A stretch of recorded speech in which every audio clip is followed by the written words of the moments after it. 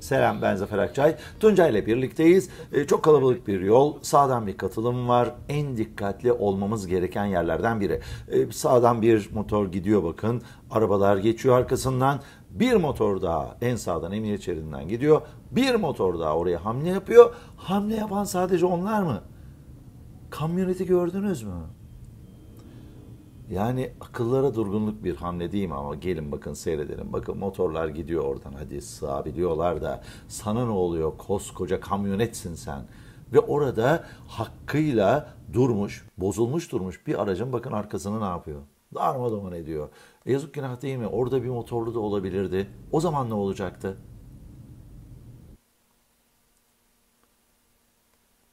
Devam edelim bakalım. Şehir içindeyiz şimdi. Gusta'nın adı Gökhan mıydı? Olabilir.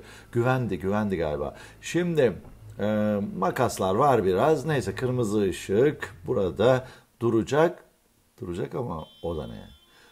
Motorcunun motorcuya akrep yapmaz yaptığını. Bu da bir söz olarak kalsın. Çok sinirleniyor ama haklı olarak. Şimdi skuterci arkadaş en sağdan en sola doğru atlıyor. Bu nedir? Olur mu böyle bir şey? Olmaması lazım.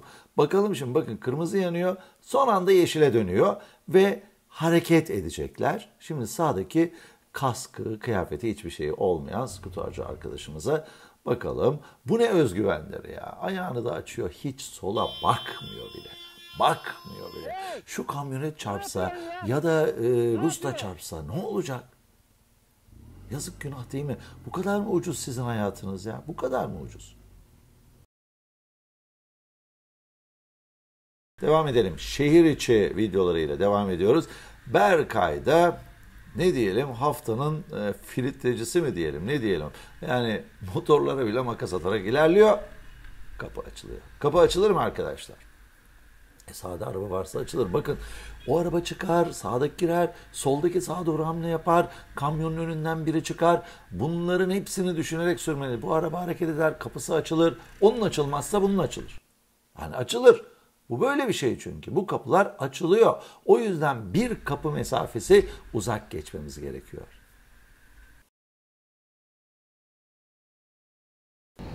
Eren'le İngiltere'ye gidiyoruz. Eren videoyu çeken öndeki de onun arkadaşı. Şimdi ben daha iyi anlaşılsın diye tabii videoyu bir ters çevireceğim. Şöyle sağdan trafik olsun. Bakınız şimdi burada arkadaş sola doğru yanaşıyor hiçbir şey görmeden. Eğer bu yanaşma sağdaki boşluk içinse yani orayı göreyim içinse o zaman daha yavaşlaması gerekir. Yok eğer bu benim viraj çizgim kardeşim ben böyle içeri dalıyorum görmeden diyorsanız o zaman bunlarla karşılaşabilirsiniz. Bu da çok normal. Demek ki bunu göze alıyorsunuz. Bana kızıyorlar dışarıdan gidin diye ama bazı arkadaşlarım yani işte bunlar var sevgili arkadaşlar. Bakın bunlardan korunmanız için ben size söylüyorum. Görebileceğiniz yerde kalın. Daha çok görmek ve görülmek bizim asli hedefimiz olmalı çünkü değil mi? Barış'ın motosikletindeyiz. Arkada ve önde kamera. Önce arka kamerayla gelen çekimi izleyeceğiz. Arkadan bir cisim yaklaşıyor. Ve çok hızlı yaklaşıyor. Bakın Barış'ın sürati altta yazıyor 140. Arkadan yaklaşan çok daha hızlı ve Barış'ın çekilmesine imkan tanımadan ne yazık ki buradan geçiyor. Bakın Barış da orada kamyoneti solluyor. Nasıl çekilsin ki? Bu da ön kamera. Şimdi ön kameradan daha geriden izleteceğim size. Bakın otobüsü geçiyor önce. Sağda ileride orta şeritte giden sarı kamyonet var. Onu geçmeden sağa mı çekilsin? 140 ile gidiyor. Zaten hız limiti aşılmış durumda. Belki çekilebilirdi. Ne zaman? Aynaya baksaydı. Bence Barış aynaya bakmıyor burada. Süratli olduğunu düşünüyor ve aynaya bakmıyor. Yani benim fikrim bu olmayabilir. Tam çekilirken yabancı plakalı araba gelip geçiyor. Kendi ülkesinde böyle kullanıyor mu acaba? Hiç sanmıyorum. Bir tane Turgay'ımız var. Turgay A diyeceğim. Issız bir yolda ilerliyor. Duble bir yol burası. Öndeki tır ortalamış keserek gidiyor. Turgay da onun arkasından onun şeridinde takip ediyor. Şimdi bakacağız neler oluyor. Ve Turgay ne yapabilirdi? Bizim için önemli olan bakın tır sıkıştırıyor, solu kesiyor.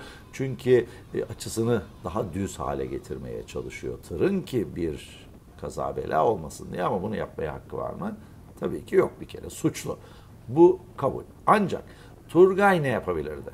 Bizim işimiz bu değil mi? Suçlu olsun olmasın biz bununla ilgilenmiyoruz. Biz motorcu arkadaşım ne yaparsa kendini korur. Bütün derdimiz bu. Lütfen yorumlarınızı da buna göre yapın. Bakın şimdi Turgay gidiyor. Bu açıdan tırcı arkadaşımız aynaya baksa Turgay'ı görebilir mi? Göremez değil mi? Çünkü Turgay onun aynasını görmüyor. Ya bu açıdan göremez. Siz onun aynasını görmüyorsanız o da sizi görmüyordur. Aynayı nereden görürüz? Yeşil çizgiden. O da bizi oradan görür. Yani mümkünse arkanız boşsa çok daha önceden çıkın ki insanlar sizi görsün. Böyle bir sıkıştırmaya maruz kalmayın. Yani tırcı Turgay'ı görse öyle gitmez. Tırcılar profesyonel sürücüdür. Ben saygı duyarım kendilerine. Ama bomboş bir yol diyor ve görmüyor. Görülmek kimin işi? Bizim işimiz.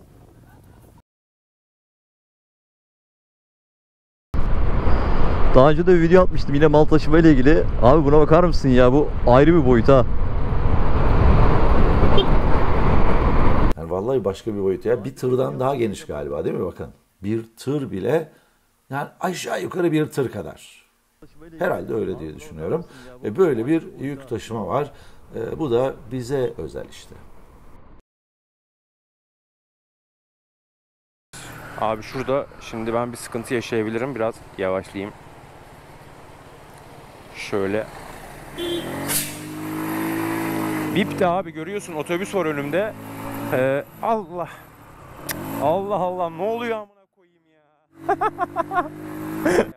Burası İzmir. Her gün gittiğim bir yol burası da. Evet, tramvay hattı var orada. Turgay yaklaşırken ben bile döndüm aynaya baktım ya. Ben bile döndüm şu aynaya baktım. Taksicinin geldiğini ben bile buradan gördüm Turgaycığım. Sen niye bakmıyorsun o aynaya güzel kardeşim? Bak sonra da diyorsun ki işte otobüs vardı görmüyor musun ne dıtı. Öyle olmaz. Bak doğa sana karşı hamle yaptı burada. Taksiciyi korudu. Taksici geliyor oradan. Sen baksana bir aynana. Ne zaman bakıyoruz aynaya? Hız ve yön değiştirmeden önce. Neymiş? Hız ve yön değiştirmeden önce ayna kontrolü. Çok yavaş bir trafik. Oğuz seyrediyor. Bisikletliye bak, bisikletliye. Canavar vallahi. Önde bir ticari, onun önünde bir araç ve duruyorlar. İkisi birden duruyorlar orada. Oğuz da sağa doğru bir bakıyor. Nereye bakıyor sizce Oğuz? Tabii ki oradaki boşluğa bakıyor. Yani bir park alanı var ya, oraya bakıyor Oğuz. Başka nereye bakacak? Çünkü öndeki araba, İstanbul'da Altındeğer'inde orası, öndeki araba geri gelir mi? Gelir. Oraya park etmek ister mi? İster. Peki ticari ne yapar? O da ona yol vermek için mecburen geri gelir. Sen burada çırpın, kornam orada. Yanlış konumdasın. Yanlış takip mesafesindesin. Kaldırımdaki boşluğa bakacağına sevgili Oğuzcuğum, önüne bak, daha ileri bak, planlama yap. Sonra böyle sıkışır kalırsın. Bir de sinirleniyorsun. Sinirlenme. Sen ne yapabilirdim diye düşün lütfen ya.